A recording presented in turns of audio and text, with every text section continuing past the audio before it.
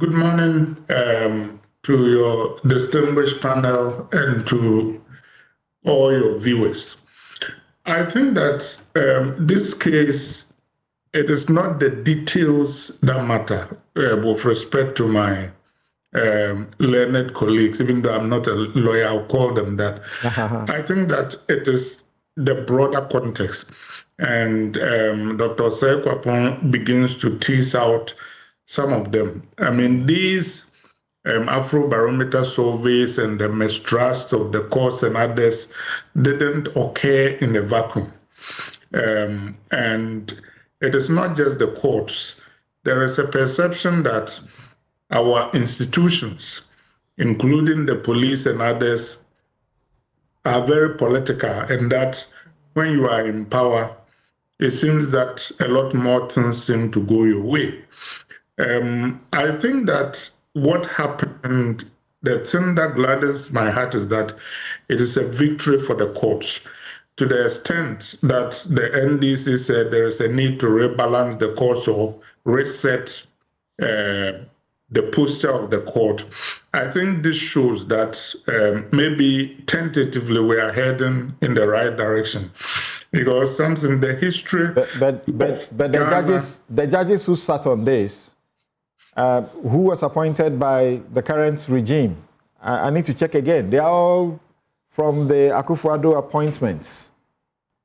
Yeah, my point though is that that is why I say we should say that cautiously, because this decision in effect telegraphs the independence of the courts, contrary to the anxieties that a lot of people expressed. Of course, politicians are opportunistic, that when things don't go their way, they call the court names. When things go their way, then they praise the courts. But to be fair to them, the history of our courts have not been good in terms of electioneering ruling, that almost invariably those in power tend to get more favorable rulings. So the doubts that people have, the doubts that the public has some grounding, and even when we can go all the way back, but I don't think we have time. Even in the Fourth Republic, remember the Amo case, 1996 to 2000, when Amo lost a case, I think that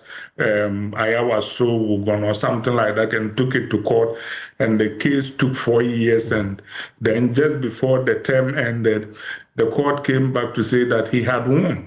I mean, such things are blatantly political. And not only that, which is why I said this is not just about the courts. If you recall, there were a number of constituencies that were in dispute just after this election, and there was the question of whether the police could provide security for the counting and other things. It may have been that the excuses were genuine, but a lot of people saw through it and were suspecting that maybe the political winds were beginning to blow in the ranks of the police. So I think that this decision, I think the details are being argued there by the lawyers very well. But I think to Dr. Sekwapon's point, the anxieties of the public and their mistrust have grounding, and particularly if the MPP people are going to be honest, when you look at the kind of things that happened in the last 8 years and how the Supreme Court seemed to respond to certain people's concerns with alacrity.